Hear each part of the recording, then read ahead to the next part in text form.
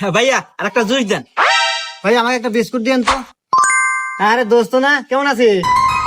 আরে বন্ধু না, এই তো বন্ধু ভালো আছি। তা তুই কে বাসু? এই তো বন্ধু, আমিও ভালো আছি। আচ্ছা ভাই আমাকে একটা বিস্কুট দেন। আচ্ছা বন্ধু, তাহলে আমি যাই, তুই থাক। আচ্ছা বন্ধু। আর ভাই আমার বিল এসে কত?